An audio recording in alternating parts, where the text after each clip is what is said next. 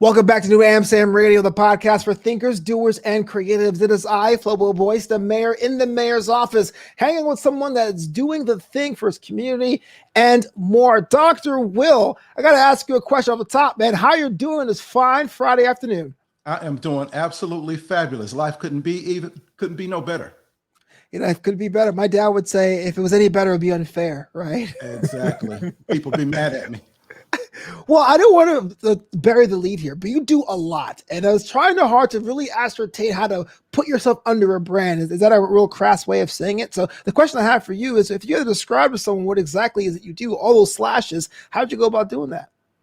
Basically, what I do is I try to, basically what I've been doing all my life for the last 40 years, really, is trying to help men become better men, husbands, fathers, and providers, and help young boys make the transition from adolescence to manhood.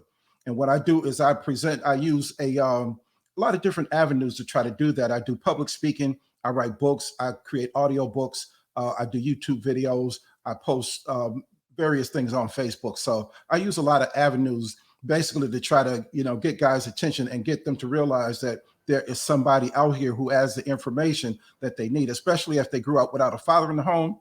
A lot of times guys are running around trying to wing it, doing the best they can with what they have, and they don't really have anybody to give them any guidance. And because of the male ego, a lot of times people are afraid to ask. So what I do is I give them a safe environment where they can come into, get the information that they need, and then walk out acting like they had it all along. Well, then I have to ask you, what made this your passion? What made you realize this is something that needs to be addressed? And why did you decide to be the one to do that? Well, because I see so many guys that are struggling as a result of fatherlessness. Fatherlessness is the number one problem worldwide. Okay, it's not just in America, it's not just in the Black community, it is a problem worldwide. So I recognize that a lot of guys need the information and a lot of guys are afraid to ask for it.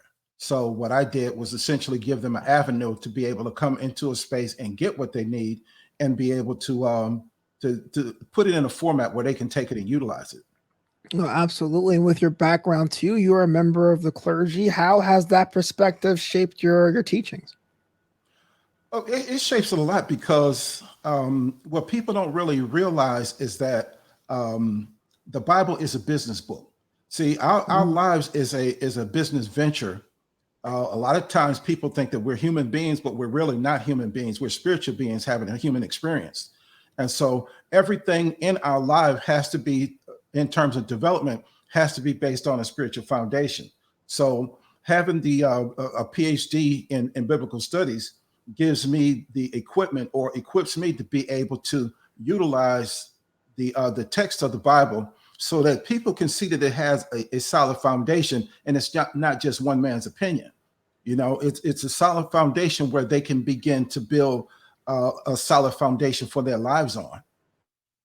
So, and I like the idea that is really what it comes down to, being able to share your perspective using text that's been established, that's credible, right? But there has to be some sort of pushback from people. When someone goes, hey, look, I have a better path or an enlightened path to travel.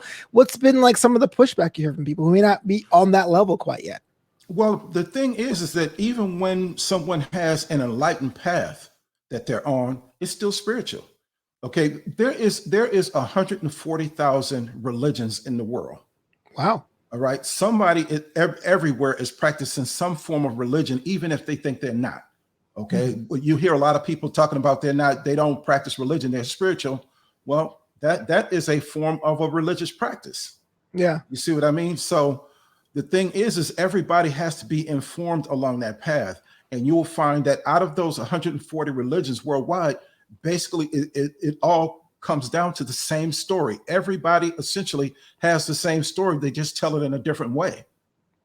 Sure.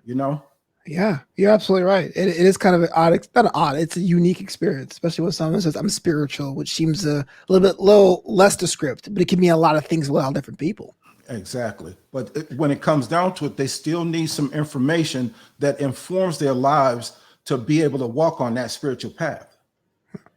You once said, and I'm quoting you here, there's a difference between a married man, a husband, and a husbandman.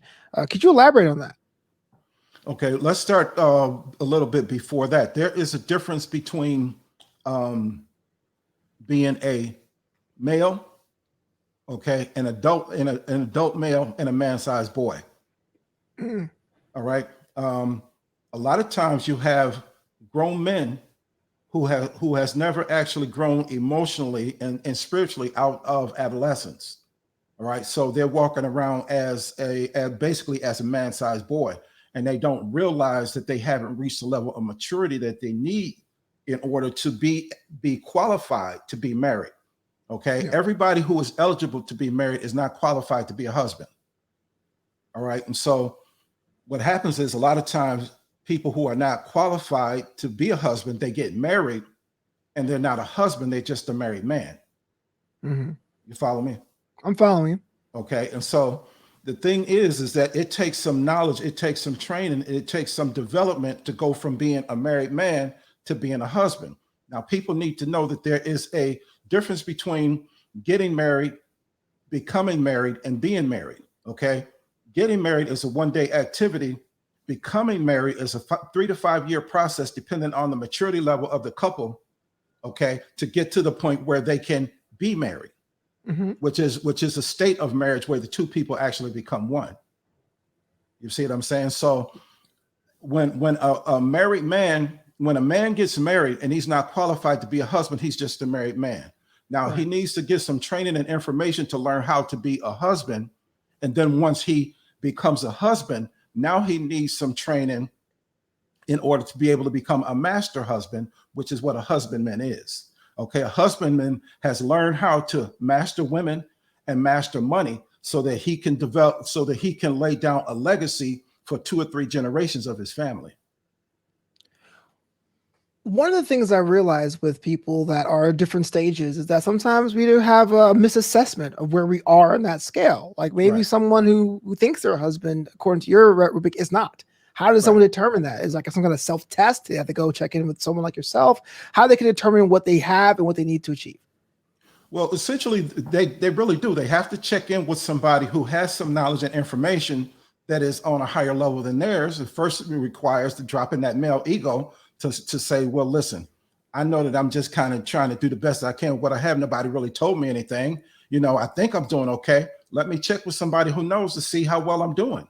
Right. you know and then when you encounter the person and they have the information that essentially they can let you look into, you can say, oh well, I didn't know that, or maybe I can do better here, or yikes, my wife might leave me if I don't get this together you Right. know Yeah, yeah. It's definitely a really complex in some levels because it's not something you can say be really flippy about, right? You can't be like, oh, Right. if I got a wife, I'm good, right? It's always a training and retraining, it seems. Exactly, because that is a trap door. If you have a wife and you haven't figured out what to do with her, okay, she could leave you at any moment. Now you could think that everything is cool and you coming home every day and she's cooking or whatever, but one day you come home and all the furniture's gone.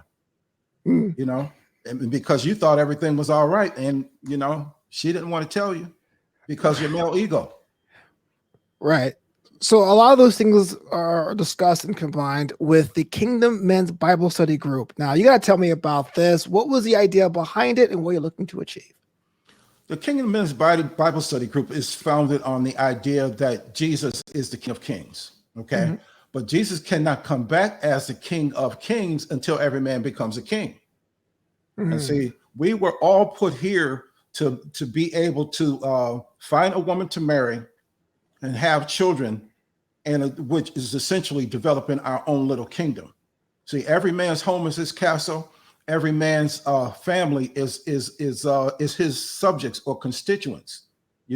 But every king needs to be able to have not only a kingdom, but he has to have the wherewithal to be able to finance his kingdom in terms of providing goods and services for his people and providing for a well-ordered defense. Sure. Okay, and that's where the wealth piece comes in, because you cannot actually have a family, you cannot actually be a father, you cannot actually be a husband without money. Hmm. And you have to be able to build wealth within that context for not only for your immediate family, but for your children's children as well, for 2 or 3 generations of your children. And you see a lot of people talking about generational wealth these days, but they really don't have no clue what that is or how to achieve it. They think it's all about just getting the bag and, living the high lifestyle, when it's a Oh, lot more than that. right. Well, I'm with you. It's a lot more than just getting the money, because a lot of people have went down that path chasing the money and they led to destructive decisions. But I got to ask a little bit of a selfish question here, because what you're saying, it may be true, but then there's an extra motivation to actually share it with others. So what Mhm. motivates you to go, look, I can do this. I can tell a certain people, but I want to have this course to tell more people at once what needs to be done. Well, the motivation comes in is because I have never been a selfish person. I've always been the type of person that always shares what I have, Right. and it's just the what people would call a pastor's heart or whatever. Even though I'm not a pastor, okay. In the fivefold ministry, there is the apostle, the prophet, the evangelist, the pastor, and the teacher. Okay, within that fivefold ministry rubric, okay, I fall on the level of the teacher.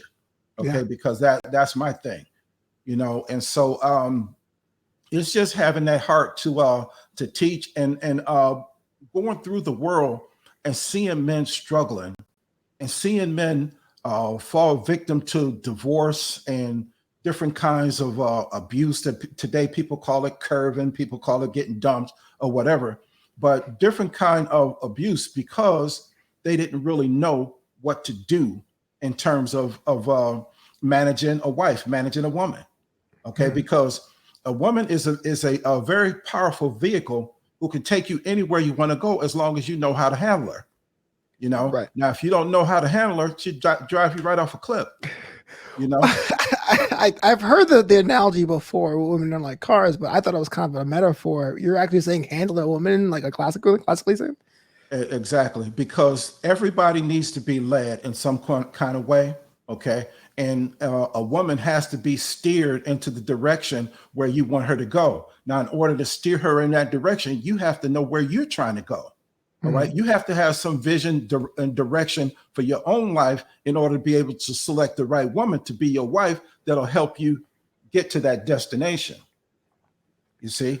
Yeah, I mean, yeah, I have a better understanding of that. But the Bible study group, I know you've tried different iterations of this before in the testing phase, right? This has been thought out from top to Yeah. bottom. What has been some of the feedback or some of the results you got with the first trial runs of these things? Well, the first trial run really started back in 1980. Wow. Okay, so I've been doing this for a long time, and I've been doing it in different parts of the world. Every place that I've gone, I set up some type of a ministry or men's group to where I could get guys together and we can, discuss male issues and all of that. And a lot of churches will have me teach their men's group. Hmm. So um, this iteration that I have now, which I'm calling the Maximizing Fatherhood Masterclass, is basically has everything basically boiled down in condensed modules so that people can essentially consume it one portion at a time and get everything they need. Now, in terms of the Bible study part, what I do there is to try to frame the information and put it in the family context so that people can be able to use what was normally called a sermon, and be able to use it and to shape their life in some kind of way. Hmm.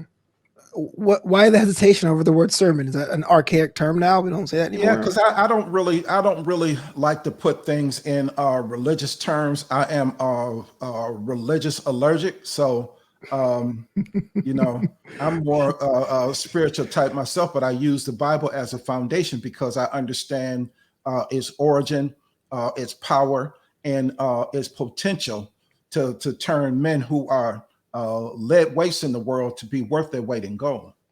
Sure. So this program, the Master Classic Group, is it completely virtual? Is it online? Is it with actual people? Is it kind of like a mod cohort type deal? What's the structure of this program? It's completely virtual. It was basically what you would get if you went to a platform like Teachable or Thinkific, something like that, and Yeah. where you would sign up and you would take the modules in your own at your own pace in your own time. Yeah. And this is available at your website currently. Right. So Right. I gotta say that you have the thing you said, 40 years of experience. The Mhm. launch is happening now. You're probably going to get those first students or those first clients of this. What are you looking to achieve? Is it immediate results? Is it results over time? How do you measure success of a project this ambitious? Well, it takes time for a tree to grow. Hmm. Okay, so people will go through that phase where they get the information and they'll sit it on a shelf, and then one day they'll pick it up and realize this is what they need at that particular time. Hmm. So I don't try to force people to utilize the information right then, because everything happens in its own time, Yeah. and so that's basically I try to get guys to go at their own pace and to realize that the information is there and it'll work if you work it. It's also interesting too because on your YouTube page you actually have daily updates of knowledge nuggets, I guess, for those who are interested in your products and brands. And just content creator to content creator. Do you worry that you'd be running out of things to say, or is the male experience so varied and diverse that you can pretty much talk or speak on different aspects indefinitely? And definitely, because it is that diverse. And plus, the reason why you have elementary schools, they never go out of business, is because every year 5-year-olds is going to show up needing that information. Right.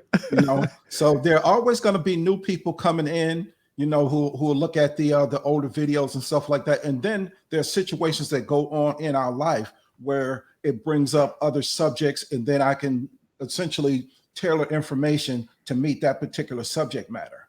Yeah. And how do you decide what are you going to talk about in your daily videos? You just say, this is bothering me. Is there a schedule plan? Do you do things for holidays? What's the. Sometimes I will do things based on this is bothering me. Like just yesterday, I put up a video called That's Entertainment. And I realized that a lot of times what people are going through, they can't really break away from it because they spend so much time on social media, so much time in front of the TV. They get in situations where they're basically in a holding pattern. They're watching NBA, they're watching NFL, instead of pulling back from all of that, being entertained, because the word entertain means to maintain. Okay. Mhm. The purpose of entertainment is to keep you right where you are looking for more entertainment. Yeah. So what I try to do is with that particular video is to get guys to realize that while you were sitting there getting that free entertainment, there's an old maxim that says if you can't figure out what the product is, you're the product. Right. All right. And so what's happening is you're being made into merchandise, and they people don't even realize that advertisers need people's eyes in order to be able to influence them to buy their products and to essentially turn them into merchandise. Okay. If you like Big Macs and you see a Big Mac commercial, okay, sometime this week, might not be tomorrow or the next day, but sometime this week, you're going to get a craving for a Big Mac. And you might even forget that you even saw the commercial or whatever, but somewhere along the line, you're going to want to get a Big Mac during that week. Okay. And that is the impact of advertising. So what I try to do is to get guys to realize that you can't really spend that much time in front of TV. You have to begin to come out of that cocoon or the matrix, and then realize that there's more important things that you need to do with your lives in order to get the type of life that you want to have. Well, I'm more of a Hardee's Carl Jr. guy, but I see what you mean with the Big Macs for Yeah. sure in Hmm. advertising. So, what term do you use when it comes to relationship with Dr. Will Enterprises? CEO, owner, founder? Which ones you're more comfortable with? I use founder. Okay, and I sure. use And founder. Yeah. and as a founder of this company that's growing, I mean, what's been the balance between making sure you have resources for your potential clients and the responsibilities therein? Like, what's been your day-to-day balance? You do a little bit of both every day? Do you have more creative days? Like, what's it look like? My creative days really are Thursday and Friday. Okay. And then what I try to do is balance out, my responsibilities and do a lot of delegating and whatnot. One of the things is, as a leader, you have to be able to delegate responsibility and trust your people to be able to get it done. Hmm. But then also you have to check on them so that they realize that what they're doing is important. So you have to take time and spend time with them and whatnot. You have to do basically, what I was called counseling, but Sure. it's really like, hey, how you doing? Come here, let me talk to you for a minute. What's going on in your life? How you doing? Whatever. you know what I'm saying? And then talk about, what they're doing and how well they're doing in terms of their job, so that now they feel motivated, and then, they'll be able to perform at the level that you need to perform. So basically what I do is try to keep myself doing the things that's important, and then delegate everything else. Yeah, when it comes to motivation, that's like the true currency through all of this. So I got to ask you, how do you keep motivated? Who's counseling yourself? Do you have a counselor? Do you wake up? Do you meditate? What recharges the battery day to day? Now, if people haven't had this experience, it'll seem weird, but I wake up every morning around 3 o'clock every morning. Okay, something just wakes me up. You got a farm? Okay, What? With 3 a.m. no, no. See, the Holy Spirit basically wakes me up. Okay, and I will get inspired on a particular idea. Okay, and then I will sit at my computer and I will hammer out that idea for the next 2 or 3 hours. You Mhm. know, and then before I know it, I have a whole project. Sometimes I'll have a whole book. Okay, now a lot of people, you'll see people publishing all of these different books and whatnot, but when you really look at it, it's really only a pamphlet, ain't a real book. Right. You know, and so Yeah. when you look at the books that I publish, there's nothing less than 200 pages in most of them. Mhm. You know, It's true. I've read a lot of pamphlet books on Amazon or Kindle yeah, or what have you. So yeah. You think you're getting a real book, and it's just like a brochure almost. right. So you get up in the morning inspired to write. I guess you do some things in between personally, errands and all that. I'm just trying to figure out how you get to do so much and not be exhausted. It seems I like you don't do a lot. I don't need a whole lot of sleep. And ever since I was a teenager, Mhm. I've only gotten 4 hours sleep a night. You 4 hours. yeah. Wow. So while everybody else is sleeping and watching TV and snoozing, I'm working.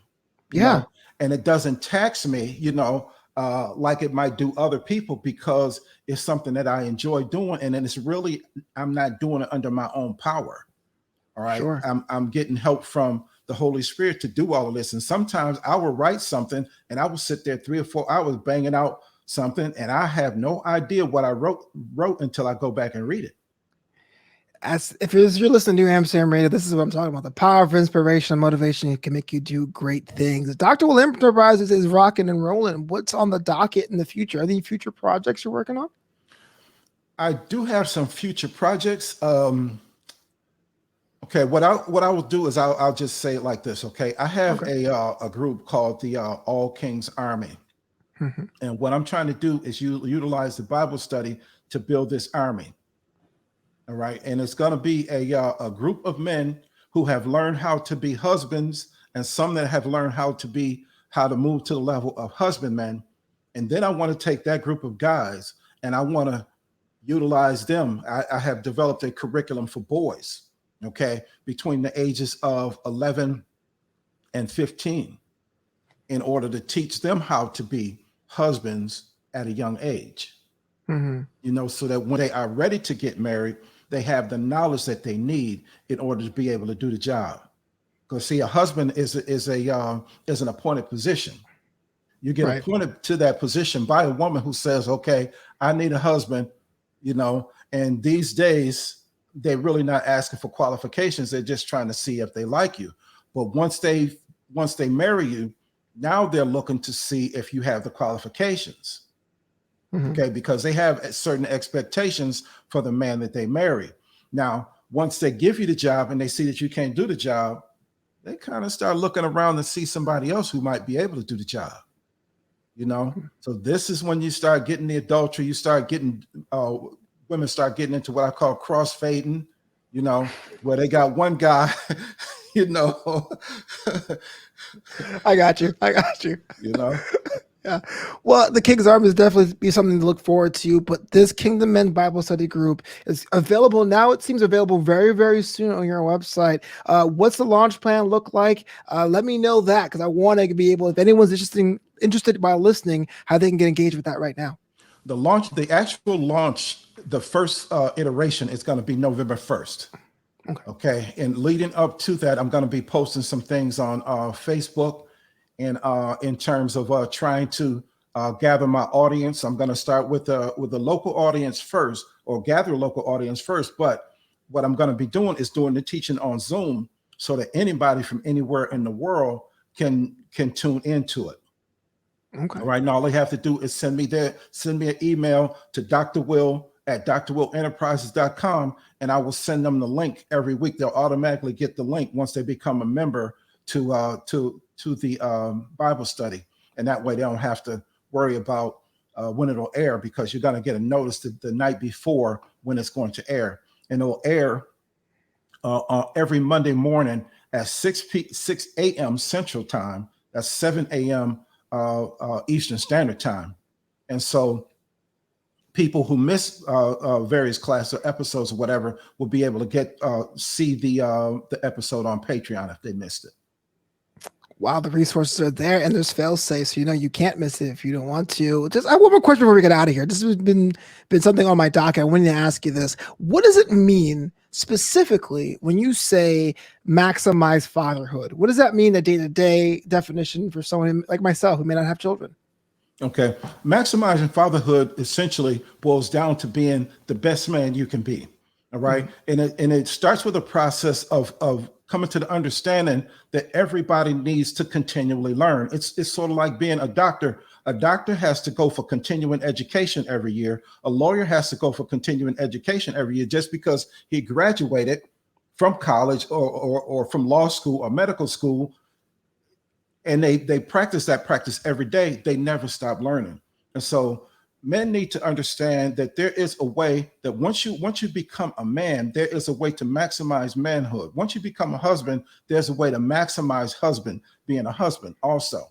Okay. And so what maximizing fatherhood is that every man in some form or fashion, even though you don't have any children, all right, you're still a father in some fashion, because even when you're walking down the street, you will have some kid observing you, and you may not even see this kid, but this kid will look at you and start saying, "Oh, I want to be like him."